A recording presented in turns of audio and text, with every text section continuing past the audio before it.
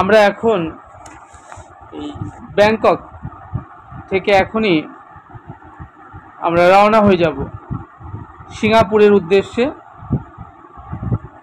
Singapore একটি স্বাধীন সার্বভৌম রাষ্ট্র। 9 আগস্ট 1965 সালে সিঙ্গাপুর স্বাধীন সার্বভৌম রাষ্ট্রে পরিণত হয়। সিঙ্গাপুরের রাজধানী সিঙ্গাপুরি।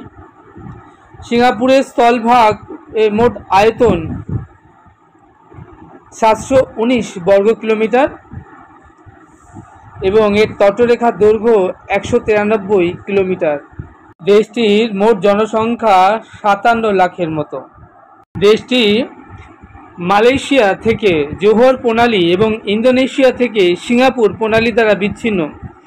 সিঙ্গাপুরের মূল ভূখণ্ডটি একটি হীরক আকৃতির দ্বীপ, তবে এর প্রশাসনিক সীমানার ভেতরে রয়েছে আরও বেশ কিছু ক্ষুদ্র ক্ষুদ্র দ্বীপ।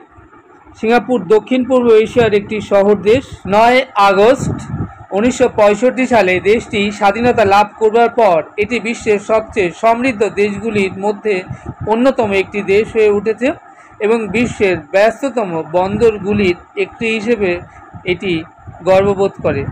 সিঙ্গাপুরের সংখ্যাগরিষ্ঠতা ধর্ম হলো বৌদ্ধ ধর্ম, তারপর আসে খ্রিস্টান ধর্ম এবং তারপরে যেটি আছে সেটি হলো ইসলাম ধর্ম। বর্তমানে দেশটি একটি সংসদীয় গণতন্ত্র দেশ। বর্তমানে সরকার এবং মন্ত্রিসভা প্রধানমন্ত্রী হলেন লরেন্স ওং এবং এর নেতৃত্বে রয়েছে রাষ্ট্রপতি। থারমান শানমুগারাত্নম হলেন রাষ্ট্রের প্রধান। সিঙ্গাপুর তার রোমাঞ্চকর খাবার এবং রেস্তোরাঁর জন্য পরিচিত। সিঙ্গাপুরের ভাষা হলো ইংরেজি ভাষা এবং চীনা এবং মালয় দ্বারা প্রভাবিত ফ্রাঙ্কা।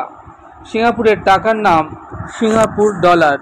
সিঙ্গাপুর তার স্থিতিশীল রাজনৈতিক পরিবেশ এবং অপরাধের হার কম, এখানে কম দুর্নীতি, বিশ্বমানের শিক্ষা ব্যবস্থার পাশাপাশি ভালো জলবায়ুর জন্য প্রতি বছর সমগ্র বিশ্ব থেকে লক্ষ লক্ষ পর্যটক এই সিঙ্গাপুর দেশটিতে ভ্রমণ করতে আসেন।